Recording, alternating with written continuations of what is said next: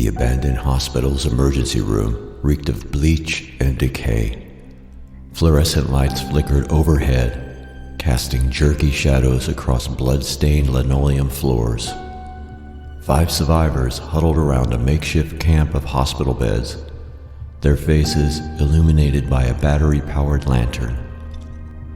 Sarah wrapped her arms around herself, trying to stop shivering despite the summer heat. She watched as Marcus changed the bandage on his arm where the infected had bitten him 3 days ago. The wound wasn't healing. "You're looking pale," David said to Marcus, his hand instinctively moving to the hunting knife on his belt. "How are you feeling?" Marcus: "I'm fine, just tired.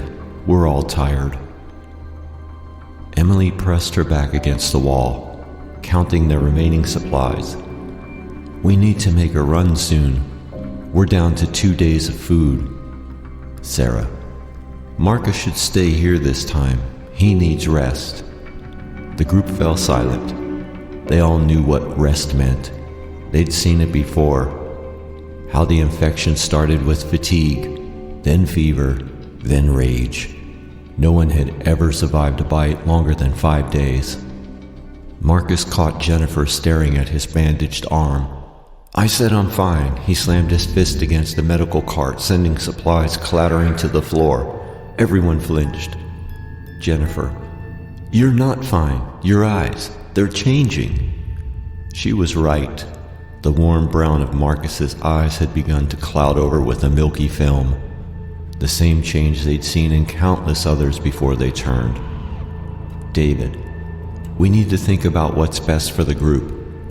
Marcus stood up suddenly, sweat beading on his forehead. "Best for the group? Like what you did to Mike last month? Shot him in his sleep because he had a fever?" Sarah: "That was different. Mike asked us to." "To murder him?" Marcus laughed, but it came out as more of a growl. "Is that what you're all planning for me?" Emily moved towards the door, clutching her last gun. "Marcus, please, you're not thinking straight." The fluorescent light above them burst, showering sparks. In the chaos, Marcus bolted for the darkness of the hospital corridor. Jennifer: "We can't let him leave. He'll turn out there, become one of them." They chased after him, their footsteps echoing through the dark halls. The beam of Emily's flashlight bounced off broken mirrors and abandoned medical equipment. They found him in the pediatric ward, crouched in a corner, surrounded by faded cartoon characters on the walls. Marcus: "Stay back, please. I can feel it happening." His voice cracked. "I don't want to hurt any of you." Sarah stepped forward, tears streaming down her face.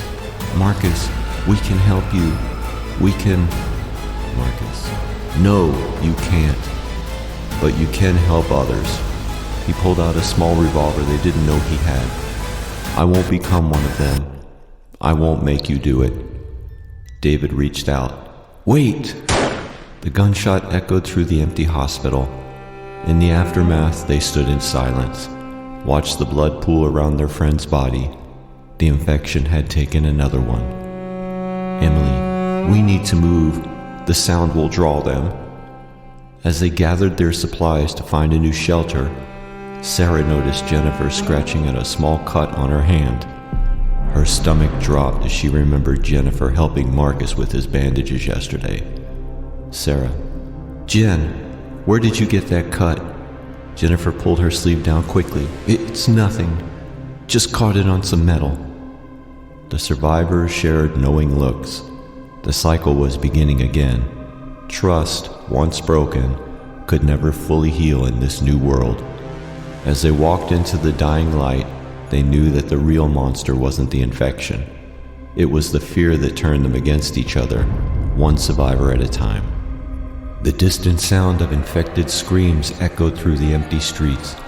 Tomorrow would bring new challenges, new threats, and new reasons to question every scratch, every fever, every change in behavior. In this world, survival meant more than just staying alive. It meant keeping your humanity when everything around you was losing theirs.